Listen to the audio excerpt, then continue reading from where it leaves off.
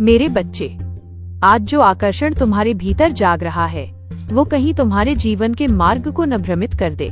तुम्हारे जीवन की हर दिशा में, हर निर्णय में एक गहन सोच और संतुलन होना अत्यंत आवश्यक है। जो वस्तु तुम्हें बाहरी रूप में आकर्षित कर रही है, चाहे वो कोई वस्तु हो, कोई आधुनिक तकनीकी साधन हो या संसारिक सुख सुविधाएं, वो वास्तव में तुम्हारे चित्त को विचलित कर सकती है।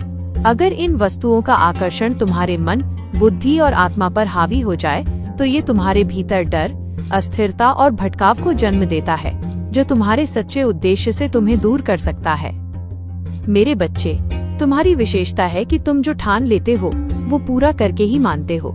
ये गुण तुम्हें आगे बढ़ने की शक्ति देता है, किंतु यदि मन में स्थिरता और धैर्य न हो तो तुम्हारे संकल्प पथ से भटक सकते हैं।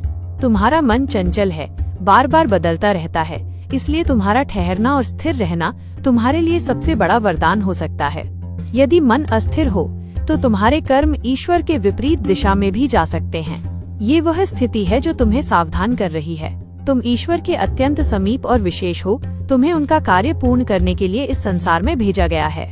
हर किसी को ईश्वर का सानिध्य नहीं मिलता, हर किसी को ये संकेत नहीं मिलते। तुम अगर भीतर के संकेतों को गहराई से समझो और उस दिशा में बढ़ो जिसका आह्वान ईश्वर तुमसे कर रहे हैं, तब तुम इस जीवन के अंतिम उद्देश्य को, आत्म साक्षात्कार और दिव्य सेवा को पूर्ण कर पाओगे। अपने मन को कमजोर आकर्षणों से मुक्त करो। नश्वर वस्तुओं में उलझने के बजाय अपने भीतर सदैव स्थिरता, समर्पण और विश्वास बनाए रखो।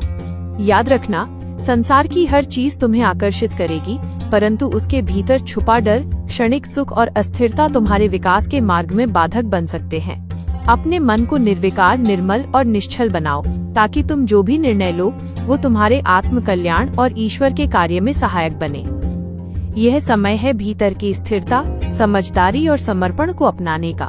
स्वयं को संपूर्ण रूप से ईश्वर के इच्छित कार्य के प्रति समर्पित करो। अगर जीवन में कभी भी ईश्वर की ओर से कोई संकेत प्राप्त हो, चाहे वो सपना हो, विचार हो या कोई अदृश्य अनुभूति, उसके मर्म को पहचानो और उस राह पर बढ़ो जहां ईश्वर तुम्हें देखना चाहते हैं। स्वार्थ, मोह और अस्थिरता से ऊपर उठकर अपने जीवन को एक ज्वलंत मिशन का रूप दो।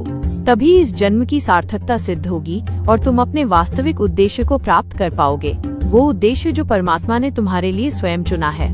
अपने मन को, आत्मा को और संकल्प को ईश्वर के प्रति समर्पित रखो, ताकि तुम सदा उनकी कृपा और मार्गदर्शन प्राप्त करते रहो।